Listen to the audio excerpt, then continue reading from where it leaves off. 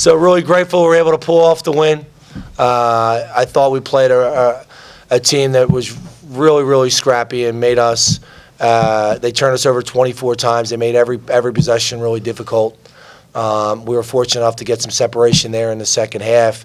I said to my team that we just have to keep fighting because we're playing a team that's played BCS level teams, and every halftime score has been really close.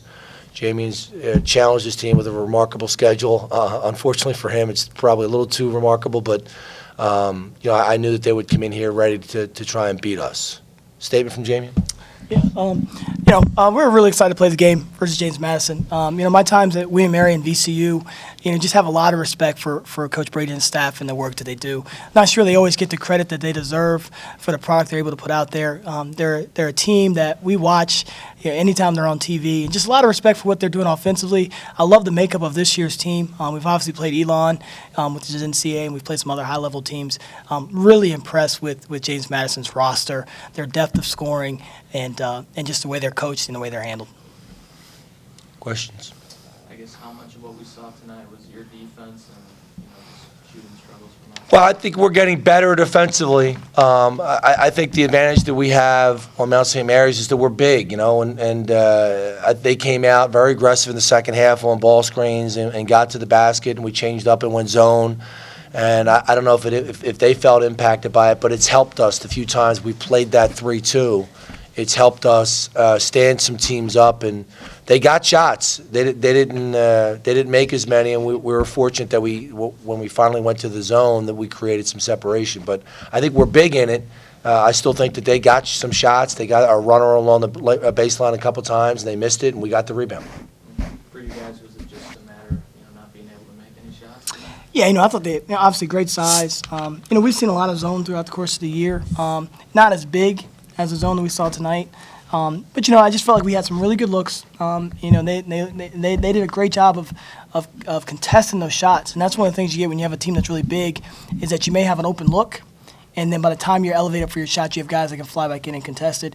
And one of the things when you're big like this, they limit your ability to get offensive rebounds. Greg Graves and Taylor Danaher, excellent offensive rebounders for us. Because they were so big, we weren't able to create some second shots for ourselves. So we knew we had to be really good in the press and getting stops and make shots in the half court. Just weren't able to do that tonight.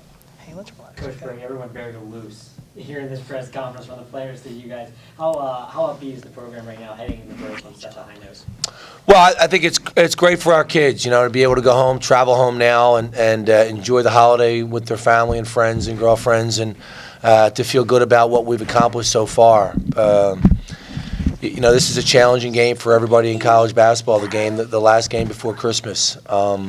As we come back to campus in a few days, we're going to get ready for our conference race. It's going to be maybe the most difficult race since I've been in the CAA. There is great quality from 1 through 10 in this league, and I couldn't tell you who's 1 and who's 10 right now. But it's going to be an unbelievable race in the CAA this year.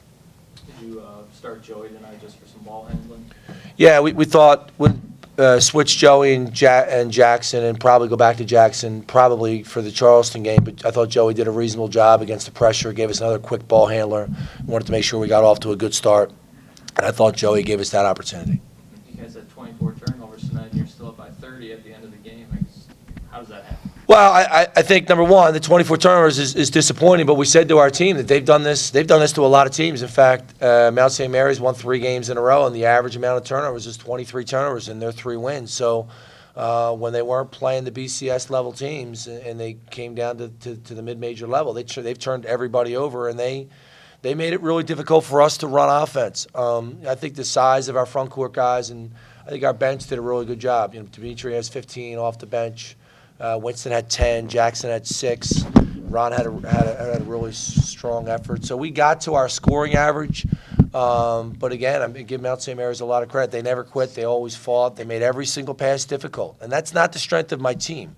It is something that we've got to work on, and it's something that we'll meet tomorrow as a staff. Everybody else is going on break. We're going to meet as a staff, and we're going to talk about how to fight against pressure like that we're going to see, the next pass ball pressure.